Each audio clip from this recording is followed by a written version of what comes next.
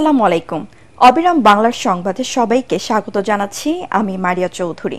শুরুতেই বিআরবি কেবল সংবাদ শিরোনাম। আওয়ামী লীগ নিষিদ্ধের দাবিতে ছাত্র জনতা শাহবাগ অবরোধ, যোগ দিয়েছে এনসিপি, জামাত সহ বিভিন্ন দল।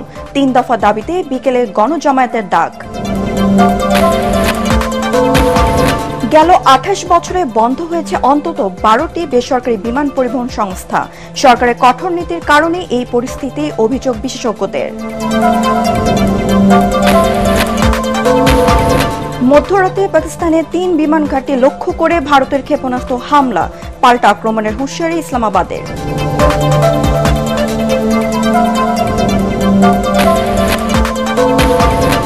পরমাণু অস্ত্র বানানোর সক্ষমতা নেই বাংলাদেশের, সার্বভৌমত্ব রক্ষায় সামরিক শক্তি বৃদ্ধির তাগিদ বিশেষজ্ঞদের।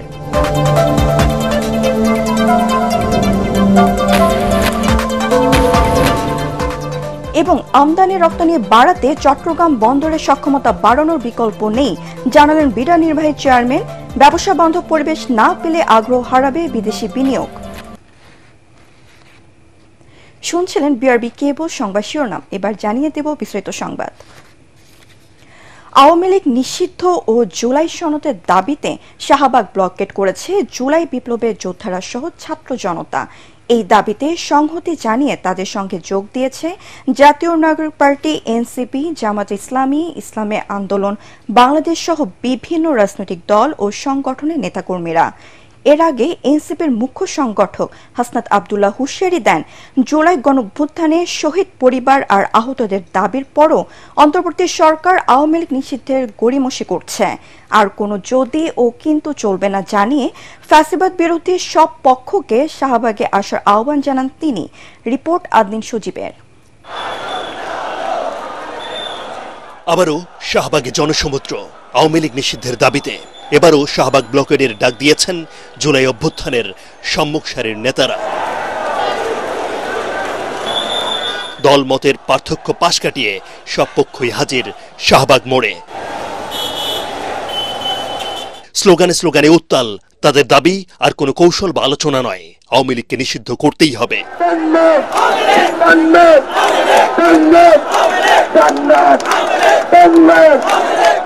দিন পেরিয়ে রাত আসে, দলে দলে যোগ দেন নানা শ্রেণী পেশার মানুষ।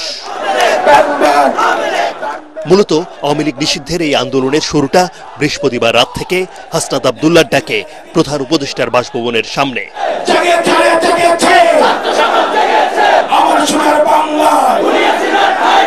এরপর ফ্যাসিবাদ বিরোধী সব দল ও মত এক হওয়ার ডাক এলে সংহতি জানায় প্রায় সবাই।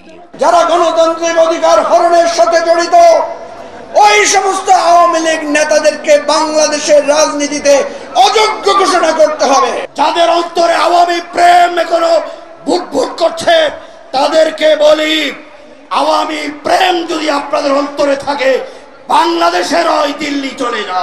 আপনার আমলে এই ফ্যাসিস্ট স্বৈরাচার খুনি মানবতাবিরোধী অপরাধী ৬৫০ জন লোক কিভাবে পালিয়ে গেল। ধানাই বানাই ছাড়া অতি দ্রুত শাপলা গণহত্যার বিচার করতে হবে। পিলখানায় আমার দেশপ্রেমিক সেনাবাহিনীর লাশ পুড়িয়ে দেওয়া হয়েছে, পিলখানার বিচার করতে হবে। এ সময় জাতীয় নাগরিক পার্টির মুখ্য সংগঠক হাসনাত আবদুল্লাহ বলেন, দেশের রাজনীতিতে আওয়ামী লীগের অধ্যায় ৫ আগস্টই শেষ হয়েছে। নতুন করে সেই চ্যাপ্টার না খুলতে সব রাজনৈতিক দলের প্রতি আহ্বান জানান তিনি। আপনাদের দীর্ঘ ১.৫ দশকের লড়াই সংগ্রামকে আমরা শ্রদ্ধা জানাই। একই সাথে সাথে এই জিনিসটি আপনাদের কাছে আহ্বান জানাই, এই আওয়ামী লীগের চ্যাপ্টারটা ৫ আগস্টই ক্লোজ হয়ে গেছে, এটাকে রিওপেন করার চেষ্টা করেন না। সবশেষে বিচার নিয়ে অন্তর্বর্তী সরকারের তালবাহানায় ক্ষোভ প্রকাশ করে শাহবাগ ব্লকেটের ডাক দেন হাসনাত আবদুল্লাহ। ইন্টারিমের কানে শহীদের আওয়াজ পৌঁছায় না, আহতদের আর্তনাদ পৌঁছায় না। আমরা এখান থেকে এখন গিয়ে শাহবাগ অবরোধ করব। যতক্ষণ পর্যন্ত আওয়ামী লীগকে নিষিদ্ধ না করে, আওয়ামী লীগকে নিষিদ্ধ করে প্রজ্ঞাপন জারি করা হবে, আমরা জায়গা থাকব না।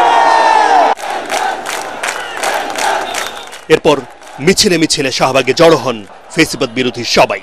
তারা বলছেন ১৫০০-এরও বেশি শহীদ এবং ৩০,০০০ আহত যোদ্ধা যারা এখনো দৃষ্টান্ত হয়ে আছে জুলাই গণঅভ্যুত্থানের। তারা কি যথেষ্ট নয় অন্তর্বর্তী সরকারের কাছে আওয়ামী লীগের বিচারের জন্য কিংবা আওয়ামী লীগকে নিষিদ্ধ করার জন্য? এই প্রশ্ন তুলছেন জুলাইয়ের যোদ্ধারা, এমনকি বিভিন্ন রাজনৈতিক পক্ষ ও রাজনৈতিক দল যারা এই শাহবাগ এবং যমুনার সামনে যে অবস্থান ছিল সেখানে একমত সংহতি জানিয়ে বলেছেন, দাবি করেছেন আওয়ামী লীগকে অবশ্যই নিষিদ্ধ করতে হবে দ্রুততম সময়ের মধ্যে, না হলে শাহবাগ ব্লকেডের এই কর্মসূচি আরো বড় হবে। দিন সজীব, এটিএন বাংলা, শাহবাগ, ঢাকা। দ্রুত আওয়ামী লীগকে নিষিদ্ধের সিদ্ধান্ত না আসলে গোটা বাংলাদেশ আবারও ঢাকায় মার্চ করবে বলে হুঁশিয়ারি দিয়েছেন জাতীয় নাগরিক পার্টি এনসিপির আহ্বায়ক নাহিদ ইসলাম। রাতে সামাজিক যোগাযোগ মাধ্যম ফেসবুক নিজের ভেরিফাইড অ্যাকাউন্ট থেকে এক পোস্টে তিনি এই বার্তা দেন। ফেসবুক পোস্টে নাহিদ জানান, শাহবাগে তাদের অবস্থান চলমান থাকবে। ঢাকা শহরে বিভিন্ন স্থানে ব্লকেট চালু হয়েছে উল্লেখ করে দলমত নির্বিশেষে আওয়ামী লীগ ও দেশের সার্বভৌমত্ব প্রশ্নে জুলাইয়ে সব শক্তি এক থাকবে বলে তার প্রত্যাশা। জ্বালানির উচ্চ মূল্য, অতিরিক্ত পরিচালন ব্যয় ও সরকারের কঠোর নীতির একের পর এক বন্ধ হয়ে যাচ্ছে দেশীয় এয়ারলাইন্স। সবশেষ ব্যবসা গুটিয়ে নিয়েছে বেসামরিক বিমান সংস্থা নভোএয়ার। বিশেষজ্ঞরা বলছেন, সরকারের কঠোর এভিয়েশন নীতির কারণে মুখ থুবড়ে পড়ছে দেশীয় এয়ারলাইন্সগুলো। গেল 28 বছরে বন্ধ হয়েছে প্রায় ডজন খানেক প্রতিষ্ঠান। বেসামরিক বিমান চলাচল কর্তৃপক্ষ বেবিচক বলছে, দেশীয় এয়ারলাইন্স শিল্পে সুরক্ষায় কাজ করছেন তারা। তরিক ইসলামের রিপোর্ট। দেশে বেসরকারি খাতে 3টি এয়ারলাইন্সের মধ্যে অন্যতম নভোএয়ার। এক যুগেরও বেশি সময় ধরে 1 লাখেরও বেশি ফ্লাইট চালিয়ে প্রায় 70 লাখ যাত্রীকে সেবা দিয়েছে উড়োজাহাজ সংস্থাটি। হঠাৎ চলতি মাসের শুরুতে বন্ধ করে দেওয়া হয়েছে তাদের সকল কার্যক্রম। প্রতিষ্ঠানটির কর্ণধর বলছেন, সরকার ও নিয়ন্ত্রক সংস্থার কঠোর নীতির কারণেই বন্ধ হয়ে যাচ্ছে দেশীয় এয়ারলাইন্স। পলিসিগুলো আমাদের এয়ারলাইন সাস্টেইন করা এবং গ্রো করার জন্য কন্ডিসিভ না। এগুলো পৃথিবীর অন্যান্য দেশে এয়ারলাইনকে সাস্টেইন করানোর জন্য যে পলিসি সহায়তা দেওয়া হয় সেটা আমাদের এখানে নেই। পলিসিগুলো বরঞ্চ আমাদের হাত পা বেঁধে রাখে। একই অভিযোগ এভিয়েশন বিশেষজ্ঞদের। তারা বলছেন, সরকারের এভিয়েশন নীতি, জ্বালানির চড়া দাম, অতিরিক্ত পরিচালন ব্যয়ের কারণেই প্রতিযোগিতায় টিকতে পারছে না দেশীয় এয়ারলাইন্সগুলো। রয়েছে 72% সারচার্জের বোঝাও, যা পার্শ্ববর্তী দেশের তুলনায় কয়েক গুণ বেশি। আমাদের যেসব aeronautical charge like landing, parking, security, route navigation, প্রত্যেকটা চার্জ আমরা বেশি পে করি। এমনকি সারচার্জের যে ব্যাপারটা আছে সেটা আমরা ইয়ারলি 72% সারচার্জ পে করি। আমার ধারণা ওয়ার্ল্ডের মোস্ট অফ দ্য কান্ট্রি থেকেও বেশি আমরা সারচার্জ পে করি। দেশীয় প্রাইভেট এয়ারলাইন্সগুলো সহজ হতে লোন পায় না, ফান্ড রেজ করতে পারে না, ইনভেস্টর আসতে চায় না। প্লাস আমাদের এনবিআর কখনোই কাস্টম কখনোই সুবিবেচনা করেন, অর্থাৎ এভিয়েশন ইন্ডাস্ট্রির ফেভারে বা ফেভারেবল না বা ফ্রেন্ডলি না তারা, যার কারণে অনেক উদ্যোক্তারা ফিরে গেছে। এমনকি অনেক নতুন উদ্যোক্তা আসতে চায়, তাদের এমন কাঠামো করে রাখা হয়েছে যে কাঠামো আপনি ঢুকতে গেলে মাথা গরম হয়ে যাবে। এসব কারণে এরই মধ্যে বন্ধ হয়ে গেছে দেশের প্রায় ডজনখানিক এয়ারলাইন্স প্রতিষ্ঠান। তবে পরিস্থিতির উন্নয়নে এভিয়েশন বান্ধব নীতি প্রণয়নের আশ্বাস দিলেন বেবিচক চেয়ারম্যান। হ্যাঙ্গার ভাড়ার ব্যাপারে আমরা একটা পদক্ষেপ নিয়েছি যাতে সহনীয় পর্যায়ে হয়। আমরা যেন সিভিল এভিয়েশন, আমরা যেন জেনারেল এভিয়েশন এবং ওনাদেরকে ফ্লারিশ করতে দিতে পারি, সেরকম একটা এনভায়রনমেন্ট কিন্তু আমরা তৈরি করছি। ইন টার্মস অফ ফিনান্সিয়াল ব্যাপার ভাষা, in terms of regulatory matters এবং সব ব্যাপারে একটা এনভায়রনমেন্ট তৈরি করতে যাচ্ছে যে ওনারা বড় হতে পারে, ফ্লারিশ করতে পারে। দেশের আকাশপথে যাত্রী চাহিদার 80% এখন বিদেশি এয়ারলাইন্সের হাতে। ফলে রাজস্ব হারাচ্ছে বাংলাদেশ। একের পর এক বন্ধ হচ্ছে দেশীয় এয়ারলাইন্স কোম্পানিগুলো, আর তাতেই দেশীয় এ বাজার দখল করে নিচ্ছে বিদেশি উড়োজাহাজ কোম্পানিগুলো। এ খাতের ব্যবসায়ী ও বিশেষজ্ঞরা বলছেন, সরকারের এভিয়েশন নীতির কারণেই ক্ষতিগ্রস্ত হচ্ছে দেশীয় এভিয়েশন শিল্প খাত। তরিক ইসলাম, এটিএন বাংলা, হযরত শাহজালাল আন্তর্জাতিক বিমানবন্দর, ঢাকা। প্রায় 7.5 ঘন্টা পর ঢাকার সাথে চট্টগ্রাম সিলেট সহ পূর্বাঞ্চলের সাথে ট্রেন চলাচল শুরু হয়েছে। ভোর পৌনে 6টার দিকে ট্রেন চলাচল শুরু হলেও ঢাকা থেকে ছেড়ে আসা কক্সবাজার এক্সপ্রেস ট্রেনটি দুর্ঘটনাস্থল অতিক্রম করার সময় ট্রেনের পিছনে শেষের বগির দুটি চাকা লাইনচ্যুত হয়। এতে করে ডাউন লাইনে আবারও ট্রেন চলাচল বন্ধ হয়ে যায়। পরে পিছনের বগিটি রেখে বাকি বগি নিয়ে ট্রেনটি সকাল 7টার দিকে কক্সবাজারের উদ্দেশ্যে ছেড়ে যায়। তবে বিকল্প ব্যবস্থায় আপ লাইন দিয়ে ট্রেন চলাচল স্বাভাবিক করে রেল কর্তৃপক্ষ। এর আগে শুক্রবার রাত 10:15টার দিকে ব্রাহ্মণবাড়িয়া রেলওয়ে স্টেশনের অদূরে পনিয়াউট এলাকায় চট্টগ্রাম থেকে ঢাকাগামী মালবাহী একটি কন্টেইনারের মাঝের একটি বগি বিকট শব্দে লাইনচ্যুত হয়। এরপরই ঢাকার সাথে চট্টগ্রাম এবং সিলেটের ট্রেন চলাচল বন্ধ হয়ে যায়। দুর্ঘটনার কারণে ভৈরব, আখাউড়া, নরসিংদী সহ বিভিন্ন স্টেশনে যাত্রীবাহী বিভিন্ন ট্রেন আটকা পড়ে চরম দুর্ভোগের শিকার হন যাত্রীরা।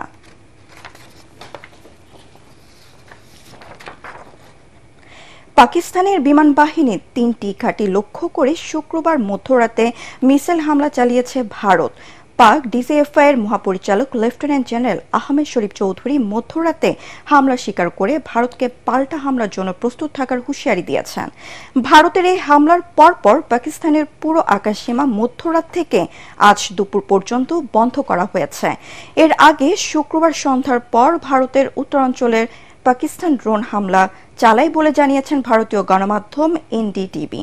এতে 3 জন গুরুতর আহত হয়েছেন। বিস্তারিত জানাচ্ছেন আশিফুর রহমান সাগর। ভারত নিয়ন্ত্রিত কাশ্মীরের পেহেলগামে বন্দুকধারীদের হামলাকে ঘিরে 3 দশকের মধ্যে সবচেয়ে বড় ধরনের সংঘাতে জড়িয়েছে ভারত ও পাকিস্তান। 3 দিন ধরে পাল্টাপাল্টি হামলা চালিয়ে যাচ্ছে প্রতিবেশী দুই দেশ। Bismillahir Rahmanir Rahim. Today on 10th May at the time of Fajr. মধ্যরাতে পাকিস্তানি বিমান বাহিনীর 3টি ঘাঁটি লক্ষ্য করে ক্ষেপণাস্ত্র হামলা চালায় ভারত। এগুলো হলো রাওয়ালপিন্ডির নূর খান বিমান ঘাঁটি, শর্কটের রফিকি বিমান ঘাঁটি ও চকওয়ালের মোরাইদ ঘাঁটি। তবে এসব হামলা সফলভাবে প্রতিহত করার দাবি করেছে পাকিস্তান। কাতার ভিত্তিক সংবাদ মাধ্যম আল জাজিরা জানিয়েছে, স্থানীয় সময় রাত 2:30টার দিকে রাওয়ালপিন্ডি এবং ইসলামাবাদে বিশাল বিস্ফোরণের শব্দ শোনা যায়। ওই সময় নূর খান ঘাঁটিতে ব্যালিস্টিক মিসাইল ছোড়া হয়, যা প্রতিহত করা হচ্ছিল বলে দেশটির নিরাপত্তা সূত্র জানিয়েছে। দেশটির ভেতরে প্রবেশ করে ভারতের হামলা পাকিস্তানের প্রতিরক্ষা ব্যবস্থাকে ভঙ্গুর প্রমাণ করে। আল জাজিরা জানিয়েছে, এই ঘাঁটি পাকিস্তানের জন্য বেশ গুরুত্বপূর্ণ, কারণ এটি দিয়ে বিদেশি গুরুত্বপূর্ণ ব্যক্তিরা পাকিস্তানে আসা যাওয়া করেন। এছাড়া পাকিস্তানের বড় বড় নেতারাও বিদেশে বা দেশের অন্য কোথাও যেতে এটি ব্যবহার করে থাকেন। এই হামলার পর পাকিস্তান সেনাবাহিনীর মুখপাত্র লেফটেন্যান্ট জেনারেল আহমেদ শরীফ চৌধুরী হামলার কথা স্বীকার করে নিয়ে জানান, ভারতের কিছু মিসাইল তাদের প্রতিরক্ষা ব্যবস্থা ভেদ করে বিমান ঘাঁটির কাছে আঘাত হানতে সক্ষম হয়েছে। এতে ঘাঁটির কোনো ক্ষতি হয়নি, সেই সঙ্গে পাল্টা আঘাতের হুঁশিয়ারিও দেন তিনি। ভারতের সঙ্গে উত্তেজনা কমানোর আর কোনো সম্ভাবনা রইল না। ভারত যে ক্ষতি করেছে সেটির জন্য তাদের পাল্টা জবাব পেতে হবে। এখন ভারত আমাদের হামলা প্রত্যক্ষ করবে। এদিকে শুক্রবার সন্ধ্যার পর ভারতের উত্তরাঞ্চলে পাকিস্তান ড্রোন হামলা চালিয়েছে বলে জানায় ভারতীয় গণমাধ্যম এনডিটিভি। এতে 3 জন গুরুতর আহত হয়েছেন। এই হামলায় পাঞ্জাবের ফিরোজপুরে একই পরিবারের 3 জন আহত হয়েছেন। আহতদের মধ্যে এক নারীর অবস্থা আশঙ্কাজনক। তবে এসব হামলা পাকিস্তানের নয় বলে দাবি করেন সেনাবাহিনীর মুখপাত্র লেফটেন্যান্ট জেনারেল আহমেদ শরীফ চৌধুরী। শুক্রবার মধ্যরাতে ভারত 6টি ব্যালিস্টিক মিসাইল ছুড়েছে, যেগুলো তাদের নিজ রাজ্য পাঞ্জাবে পড়েছে। ভারত ইচ্ছাকৃতভাবে পাঞ্জাবের সংখ্যালঘু শিখ সম্প্রদায়ের ওপর মিসাইলগুলো ছুড়েছে। আসিফুর রহমান সাগর, এটিএন বাংলা। বাংলাদেশের সার্বভৌমত্ব রক্ষায় সক্ষমতা বাড়ানো উচিত, তবে এই মুহূর্তে পরমাণু কর্মসূচির দিকে যাওয়া ঠিক হবে না বলে মনে করছে নিউক্লিয়ার বিশেষজ্ঞরা। রূপপুর পারমাণবিক বিদ্যুৎ কেন্দ্র থেকে বোমা তৈরির আলোচনা চলছে, তার কোনো সুযোগ নেই বলেও জানান তারা। রিপোর্ট মাহবুব কবির চপলের। বিশ্বজুড়ে বাড়ছে যুদ্ধ হাঙ্গামা, এতে চাপের মুখে পড়ছে ছোট দেশগুলো। সার্বভৌমত্ব রক্ষার পথ খুঁজছে তারা। অনেকেই বিকল্প ব্যবস্থা করছে। এই যেমন পরমাণু অস্ত্র থাকার কারণে পাকিস্তানের সাথে যুদ্ধ জড়াতে ভাবতে হচ্ছে ভারতের মতো পরাশক্তিকে। এমন প্রেক্ষাপটে বাংলাদেশেও এ ধরনের অস্ত্র তৈরির কথা বলছেন অনেকেই। সেক্ষেত্রে রূপপুর পারমাণবিক বিদ্যুৎ কেন্দ্রকে কাজে লাগানোর পরামর্শ দেওয়া হচ্ছে সামাজিক যোগাযোগ মাধ্যমে। তবে ওই বিদ্যুৎ কেন্দ্র থেকে বোমা তৈরির সুযোগ নেই বলে জানান নিউক্লিয়ার বিশেষজ্ঞ অধ্যাপক শফিকুল ইসলাম। পারমাণবিক বিদ্যুৎ কেন্দ্র থেকে বোমা তৈরি করার কোনো সুযোগই নাই, কারণ পারমাণবিক প্রযুক্তিতে যে ধরনের জ্বালানি ব্যবহার করা হয় সেটার সমৃদ্ধকরণের পরিমাণের হার হলো 5% সর্বাধিক। 5% জ্বালানি ব্যবহার করে দিয়ে কোনোদিন পরমাণু বোমা তৈরি করার সুযোগ নাই, করা হয় না। পরমাণু বোমা তৈরি করতে গেলে পারমাণবিক জ্বালানির সমৃদ্ধকরণ 90% বেশি হতে হয়। সেটা আলাদা প্রযুক্তির মাধ্যমে করতে হয়, সেটা সামরিক ব্যবস্থাপনার মাধ্যমে। তো বাংলাদেশ শান্তিপূর্ণভাবে পরমাণু প্রযুক্তি ব্যবহার করার জন্য চুক্তিবদ্ধ আন্তর্জাতিক পরমাণু শক্তি সংস্থার সাথে। এই যে মানুষজন যেটা প্রচারণা চালাচ্ছে বা ভ্রান্ত ধারণা দেওয়ার চেষ্টা করছে, সেটা কোনো ক্রমেই সম্ভব নয়। নিউক্লিয়ার মেটেরিয়াল যে কোথায় কোন জায়গায় কেমনে যায় এগুলো সব নজরদারি করা। এখন অন্য দেশ কিন্তু যারা করছে তারা কিন্তু এই চুক্তি থেকে বেরিয়ে এসে তারা এগুলো করছে, যারা বৈধভাবে করে নাই। পাকিস্তানের কথা বলেন, ইন্ডিয়ার কথা বলেন, ইসরায়েলকে বলেন, আর অন্যান্য যাই বলেন না কেন। বিশ্লেষকরা বলছেন বাংলাদেশকে শান্তি ও যুদ্ধ দুটি মাথায় রেখেই প্রস্তুতি নিতে হবে, বাড়াতে হবে আর্থিক সক্ষমতা। তবে এখনই পার্শ্ববর্তী কোনো দেশের সাথে ছায়াযুদ্ধে জড়ানো ঠিক হবে না। ছোট রাষ্ট্রের প্রথমে যদি মিলিটারাইজেশনের দিকে যায়, সেটা আপনার পাকিস্তানের দিকে তাকান, আপনি নর্থ কোরিয়ার দিকে তাকান, সেটা হবে আপনার যে মানবাধিকারগুলো ওখানে থাকে না এবং হিউম্যান সিকিউরিটি সেখানে প্রচণ্ডভাবে বাধাগ্রস্ত হয়। সো আমার কাছে মনে হয় যে ছোট রাষ্ট্রগুলোর ইকোনমিক মুক্তির কাজ করা আগে দরকার। তারপরে যদি মনে হয় তাদের ভালনারেবিলিটি আছে, সেই জায়গায় মিলিটারাইজেশনে যেতে পারে। মিয়ানমারের সঙ্গে আমাদের সম্পর্ক কিন্তু ভালো না। এদিকে ভারতের সাথেও আমাদের সম্পর্কগুলো এক ধরনের ঠান্ডা সম্পর্ক যাচ্ছে। বৈরিতা বেশি যদি বাড়ে তাহলে আমাদের জাতীয় স্বার্থ এবং জাতীয় নিরাপত্তা এবং যে ন্যাশনাল কোহেরেন্স, জাতিগত যে কোহেরেন্স, সেগুলো আরও ফ্র্যাজাইল হবে বলে আমি অনুমান করি। বিশ্বব্যাপী অশান্তি সৃষ্টি করে পশ্চিমা দেশগুলো অস্ত্র বিক্রির পায়তারা করছে বলেও মনে করছেন বিশ্লেষকরা। মাহবুব কবির চপল, এটিএন বাংলা, ঢাকা। বিশ্বের সাথে পাল্লা দিয়ে আমদানি রপ্তানির গতি বাড়াতে চট্টগ্রাম বন্দরের সক্ষমতা বাড়ানোর বিকল্প নেই বলে জানিয়েছেন বিডা ও বেজা নির্বাহী চেয়ারম্যান চৌধুরী আশিক মাহমুদ। অন্যদিকে ব্যবসায়ীরা বলছেন বন্দরের পাশাপাশি অর্থনৈতিক অঞ্চলগুলোতে গ্যাস, পানি, বিদ্যুৎ সুবিধা দ্রুত নিশ্চিত করা না গেলে আগ্রহ হারাবে বিদেশি বিনিয়োগ। চট্টগ্রাম থেকে আরও জানাচ্ছেন সৈয়দ তামিম মাহমুদ। বাংলাদেশকে একটি উৎপাদন কেন্দ্র হিসেবে গড়ে তুলতে হলে বন্দরগুলোর উন্নয়নের বিকল্প নেই।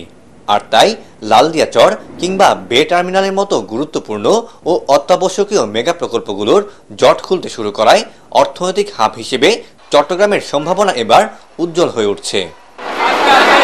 আন্তর্জাতিক বাণিজ্যে সক্ষমতা বাড়াতে অনেক আগেই গভীর সমুদ্র বন্দর নির্মাণ করেছে পাকিস্তান, শ্রীলঙ্কা ও মিয়ানমার। ভারতও শুরু করেছে গভীর সমুদ্র বন্দর নির্মাণের প্রক্রিয়া। দেরিতে হলেও স্বপ্নের গভীর সমুদ্র বন্দরের টার্মিনাল নির্মাণ শুরু করতে যাচ্ছে চট্টগ্রাম বন্দর। বে টার্মিনাল সহ সংশ্লিষ্ট প্রকল্পগুলো দ্রুত বাস্তবায়নের পাশাপাশি চট্টগ্রাম বন্দরকে ঘিরেও রয়েছে সরকারের নানা পরিকল্পনা। এর পাশাপাশি পোর্ট ফ্যাসিলিটি বাড়ানোর তাগিদ বন্দর কর্তৃপক্ষের। এই লেবারদেরকে আমরা যদি একই স্কিল লেভেলে নিয়ে আসতে পারি, তাহলে কিন্তু এই লেবারদেরকে আমাদের ভবিষ্যতে তাদেরকে ট্রেন আপ করে এই পোর্ট অপারেশনের পুরো ইন্ডাস্ট্রি, গ্লোবাল যে ইন্ডাস্ট্রি, এটা কিন্তু একটা হিউজ ইন্ডাস্ট্রি। এই গ্লোবাল পোর্ট অপারেটররাই আমাদের লোকজনকে নিয়ে অন্য দেশে পোর্ট অপারেট করাবে। আমাদের এপিএম টার্মিনালও হবে, বে টার্মিনালও হবে। এপিএম টার্মিনালের জন্য এপিএম মোলার নামক একটা প্রতিষ্ঠান, যেটা হচ্ছে ওয়ার্ল্ডের one of the leading terminal operator, marks line APM molar, তো এরা সেটা ইনভেস্ট করার জন্য সরকারের সাথে তাদের একটা এমওইউ হয়েছে। এদিকে বিডা ও বেজার নির্বাহী চেয়ারম্যান বলছেন এখানে অর্থনৈতিক অঞ্চলগুলো তৈরি হয়ে গেলেও এখনো সঠিক অবকাঠামো গড়ে না ওঠা বড় challenge. Utility services and infrastructure, এই জায়গাটায় কিন্তু আমরা এখনো ফেল। আমার কাছে একজন ইনভেস্টর আসছে, কিন্তু তাকে আমরা একটা লোকেশন দিতে পারছি না। সো চ্যালেঞ্জ কি দেখছি, এটা হচ্ছে আমার একটা দেখা বড় চ্যালেঞ্জ। চট্টগ্রামকে বাণিজ্যিক হাব হিসেবে গড়ে তুলতে প্রয়োজনে আলাদা সেল গঠনের কথাও বলছেন ব্যবসায়ীরা। আমদানিকারক, রপ্তানিকারক আছেন, তাদেরকে সবাইকে নিয়ে এটির উপযুক্ততা কোথায়, কিভাবে, সেগুলোকে যদি নির্ধারণ করে যদি একটি প্রায়োরিটি বেসিস কাজ করা হয়, অবশ্যই এটি সুফল আমরা অবশ্যই পাবো। সংশ্লিষ্টরা বলছেন পরিকল্পনা অনুযায়ী এই প্রকল্পগুলো বাস্তবায়ন হলে তৈরি হবে কাঙ্ক্ষিত কর্মসংস্থান। সৈয়দ তামিম মাহমুদ, এটিএন বাংলা, চট্টগ্রাম। যশোর মনিরামপুরে বিদেশি জাতের লাল আঙুর চাষ করে সাড়া ফেলেছেন মাদ্রাসার শিক্ষক বেলাল হোসেন। দেশের ফলের বাজারে আমদানি নির্ভরতা কমানো আঙ্গুর চাষের মূল উদ্দেশ্য বলে জানান তিনি। তার সফলতা দেখে অনেকেই আগ্রহী হয়ে উঠছেন এই আঙ্গুর চাষে। এ বিষয়ে সব ধরনের সহযোগিতা দিচ্ছে স্থানীয় কৃষি বিভাগ। যশোর প্রতিনিধি তামান্না ফারজানার পাঠানো তথ্য ও ছবি নিয়ে বিস্তারিত জানাচ্ছেন ফারহিন ইসলাম টুম্পা। 5 বছর আগে 5 বিঘা জমি লিজ নিয়ে চাকরির পাশাপাশি মাল্টা চাষ শুরু করেন মনিরামপুরের মাদ্রাসার শিক্ষক মাসনা খানপুর গ্রামের বেলাল হোসেন। ধীরে ধীরে ড্রাগন, স্ট্রবেরি, 12 মাসি আম, লেবু সহ বিভিন্ন ধরনের ফল গাছের চাষ শুরু করেন তিনি।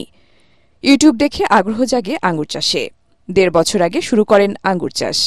বর্তমানে বাইকুনুর জাতের লাল আঙ্গুর, গ্রিন লং জাতের সবুজ আঙ্গুর চাষে ব্যাপক সফলতা পেয়েছেন তিনি। 30 শতক জমিতে আঙ্গুর চাষ করেছেন, পাশাপাশি চারাও বিক্রি করছেন। বাগান দেখতে ও চারা কিনতে প্রতিদিনই ভিড় করছে মানুষ। আমি এখানে আঙ্গুর গাছ দেখতে এসেছি, অনেক ভালো লাগছে। আমার একটু শখ আছে যে এখান থেকে কিছু ক্রয় করে আমার একটা ছোটখাটো বাগান করব। আমি এখান থেকে কিছু চারা নিয়ে যাব, জায়গা আছে সেখানে আমরা এই চারাগুলোকে লাগাবো। বাগানে কর্মসংস্থান হয়েছে অনেকের।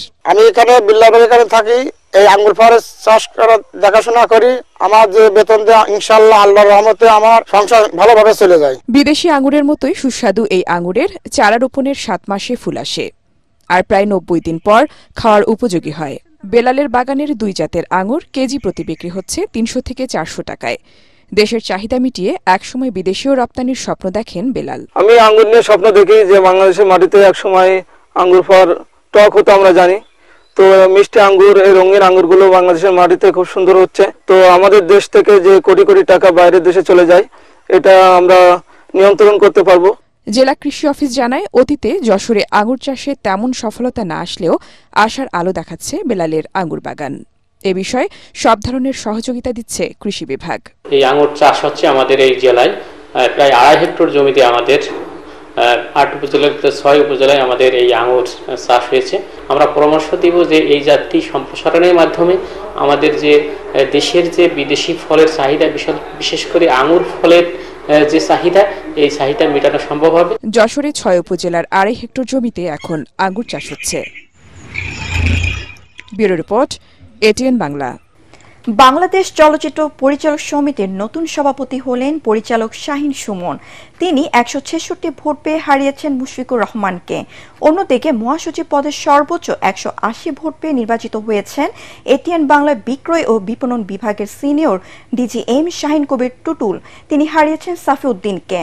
এদিকে বাংলাদেশ চলচ্চিত্র পরিচালক সমিতির মহাসচিব নির্বাচিত হওয়ায় শাহিন কবির টুটুলকে অভিনন্দন জানিয়েছে এটিএন বাংলার পরিবার। এর আগে দিনব্যাপী ভোট গ্রহণ শেষে সন্ধ্যায় ফলাফল ঘোষণা করেন। এই নির্বাচনের প্রধান নির্বাচন কমিশনার আব্দুল লতিফ। 2 বছর মেয়াদে পরিচালক সমিতির নেতৃত্বে নির্বাচিত অন্যান্য সদস্যরা হলেন ছটকু আহমেদ, শাহাদাত হোসেন, পল্লী মালেক, জাকির হোসেন, বজরুল রাশেদ চৌধুরী, সাইদুর রহমান, হাবিবুল ইসলাম, জয় সরকার, গাজী মাহবুব ও বুলবুল বিশ্বাস। এবার খেলার খবর।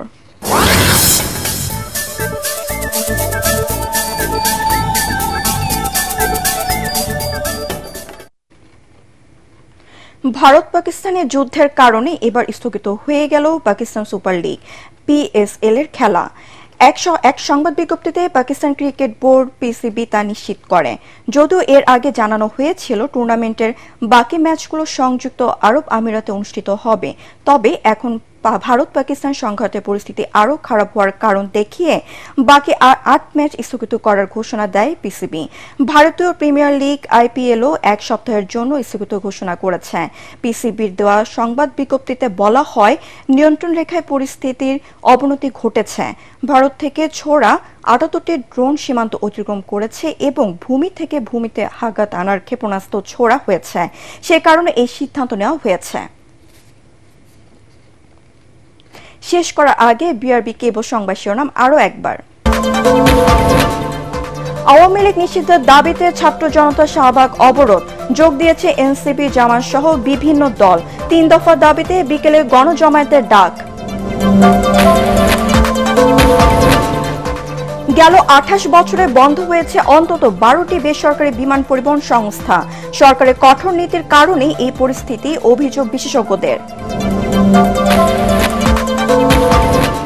মধ্যরাতে পাকিস্তানের 3 বিমান ঘাঁটি লক্ষ্য করে ভারতের ক্ষেপণাস্ত্র হামলা, পাল্টা আক্রমণের হুঁশিয়ারি ইসলামাবাদের।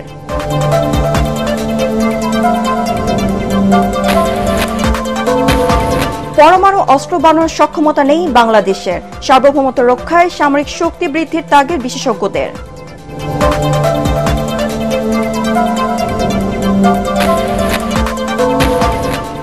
এবং আমদানি রপ্তানি বাড়াতে চট্টগ্রাম বন্দরের সক্ষমতা বৃদ্ধির বিকল্প নেই জানালেন বিডা নির্বাহী চেয়ারম্যান। ব্যবসা বান্ধব পরিবেশ না পেলে আগ্রহ হারাবে বিদেশি বিনিয়োগ। পরবর্তী সংবাদ দেখার আমন্ত্রণ জানিয়ে এখনকার মতো শেষ করছি। এটিএন বাংলা সংবাদ ইউটিউবে দেখতে ব্রাউজ করুন youtube.com/ATN Bangla News। ধন্যবাদ সবাইকে।